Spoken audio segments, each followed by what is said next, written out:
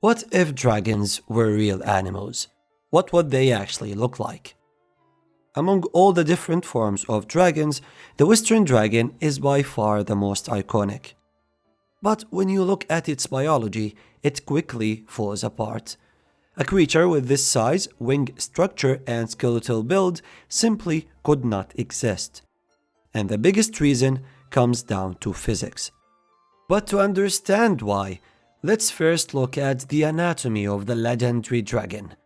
It has 4 legs, 2 bat-like wings, armored reptilian scales, thick, heavy bones, and massive body size.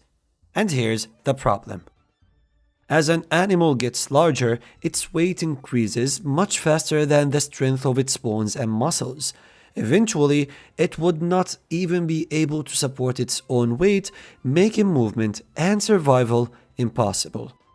Nature gives us plenty of examples.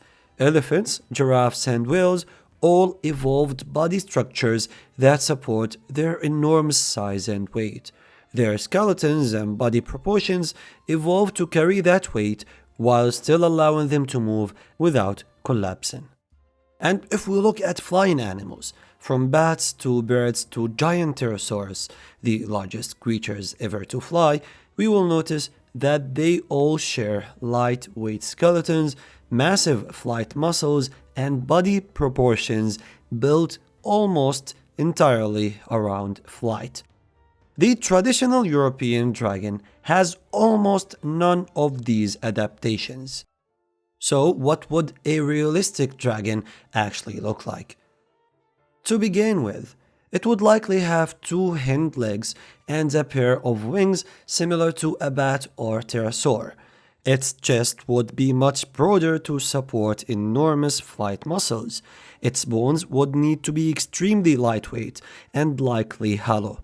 To even get off the ground, it could only reach the size of a modern giraffe, with a maximum wingspan of about 35 feet.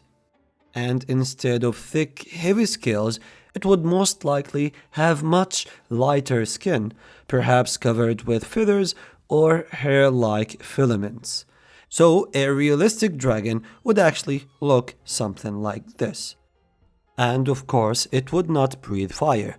A far more realistic weapon would be venom, perhaps toxic saliva similar to that of the Komodo dragon, or venom delivered through fangs or spines.